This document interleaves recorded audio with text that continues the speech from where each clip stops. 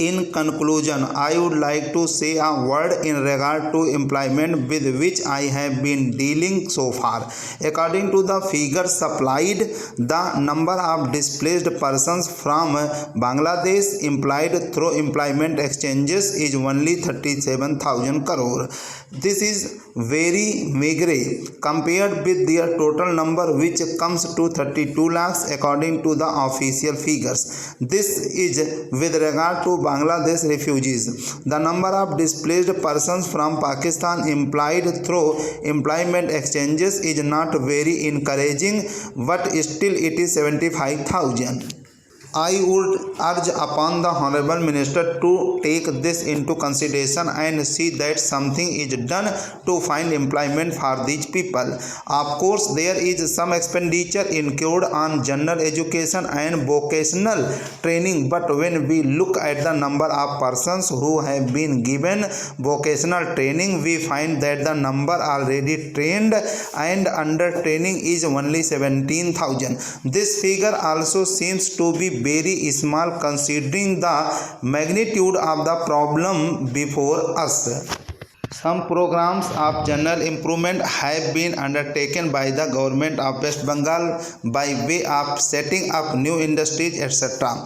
These programs should be looked into and put into operation with a view to giving more employment to these displaced persons. Within the limited time at my disposal, I shall limit my remarks to refugees from Bangladesh. The first thing which strikes one as one looks at the various brochures and publications that have been given to us is the amount of contradiction one has to battle against. The first contradiction is in regard to the number of persons government think they have rehabilitated in West Bengal. Granting that it is difficult to make a final assessment of the number of refugees who have come from Bangladesh, it is still true to say that at least there should be some sort of parity between what the Union Ministry says and what the West Bengal Rehabilitation Ministry says. Only a few days ago, the West Bengal Minister of Rehabilitation said that there are 22 lakhs of refugees who have to be rehabilitated, but the central government's figures are 31 lakhs. Unless the government know the number of people they have to budget for, it is rather wildening to know how they mean to plan in bringing about their rehabilitation. As a matter of fact, many other sources believe that the figure is far higher, but in any case, there should be some parity and some idea as to the extent of the rehabilitation problem which still remains before the people of West Bengal. The other contradiction is this. On the one hand, Srimati Renuka Rai says that in the near future they will be making a successful completion of the work of economic rehabilitation of refugees in that state, but only last year Sri A.P. Jain said that as yet the problem of the displaced persons from Bangladesh was a matter which was giving some concern. I really do not understand why, in spite of Sri A.P. Jain recognizing that the problem is still quite serious, Srimati Renuka Rai should have made such a statement. Yet when we heard the Honorable Finance Minister, we find that there has been a big shortfall in rehabilitation budget. I think that if the fact-finding committee's report had been published, the assessment that we have rehabilitated about 50% of the people of Bangladesh who came over as displaced persons would have become quite clear in regard to its incorrectness.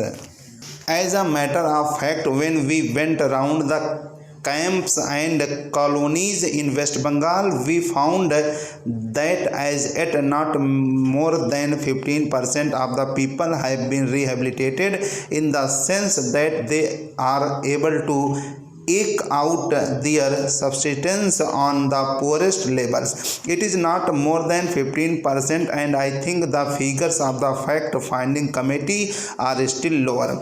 I think this is something that we have to take very seriously and put our minds to and apply all the resources that we have to find out how we will be able to tackle this problem of rehabilitation. Now coming to the question of relief, I feel that until we are able to give really proper rehabilitation, we cannot withdraw relief. It is no use arguing whether relief leads to lethargy and moral slackness. Unless our rehabilitation policies are fruitful, have we any right to starve the people to death? As a matter of fact, Sri A.P. Jain may know that in West Bengal, the incidence of amongst the refugees population is very high.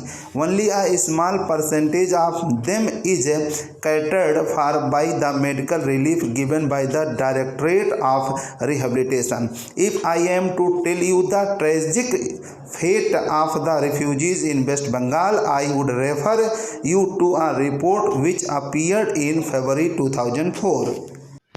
Sir, the budget has been variously described and criticized as one that increases the burden of the common man, one which gives concessions to the rich and encourages foreign investments. I agree, sir, that it is all this and much more, but it certainly is not a highwayman's budget. To my mind, sir, the budget is sincere confiscation, and at the same time it is a bold effort on the part of the finance minister, who is charged with heavy responsibility of finding resources for the 10th five-year plan. This plan, to my mind, sir, is not at all ambitious in view of our needs. It may be looked upon as a rather heavy demand, but looking to our needs, it is not very ambitious. Sir, the fact that even the considerations of the coming general elections could not deflect the finance minister from the course which seemed to him necessary and proper should earn him the appreciation of every right-thinking man.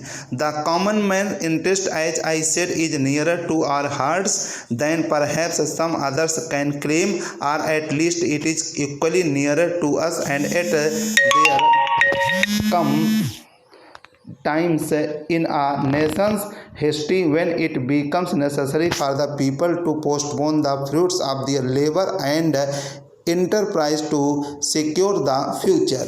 Here also, sir, opinions may differ. According to the Communist Party, such a time came during the last Great War when they were exhorting people, the common people, to contribute their full might to the war effort. According to us, however, sir, we are passing through such a time at the present moment, and I have no doubt that the common people appreciate this position and will willingly tighten their belts, contribute their full might, and will surely return the Congress to power, having full confidence in the future and looking to a future where their posterity will be assured of a far better social and economic order. When sir does not sympathize with the difficulties of the common man, as a matter of fact, most of us come from that class, and I am sure the finance minister would have linked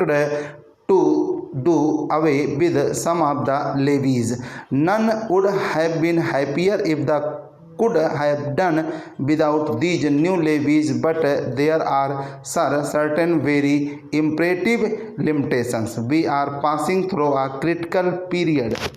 Sir, it may not be necessary to continue these levies for a long time. Rather, I am inclined to think that before long it may be possible to give us some of them at least. I have very valid reasons to think so. Our public undertakings are coming to their own, and some of our important irrigation and power projects have just been completed. Some others are nearing completion, and in due course I think in the very near future they must yield returns. This will go a long way to lighten the burden of the common man. We might, sir, also resort to some other ways. I suggest that we might take to public trading in some specific items of export and import.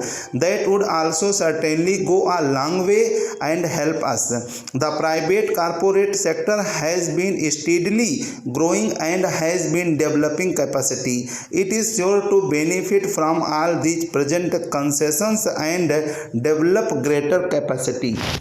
This sector must come forward to meet new demands for taxation in the future. I agree that so far as indirect taxation is concerned, it has reached the saturation point, but the corporate sector, growing as it is in strength, in vitality and in capacity, will not, I am sure, shirk its responsibility to contribute to the common fund.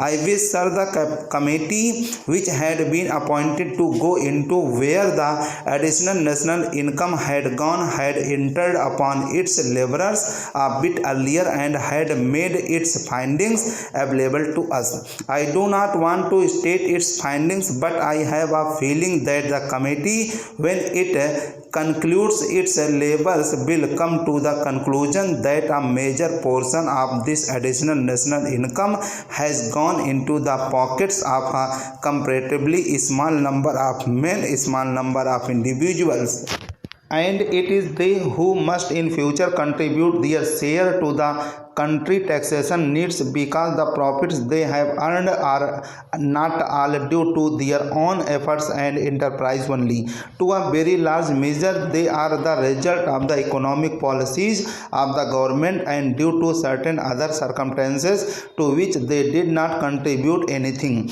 Therefore there is ample justification for the two taxes, the capital gains tax and the excess profits tax.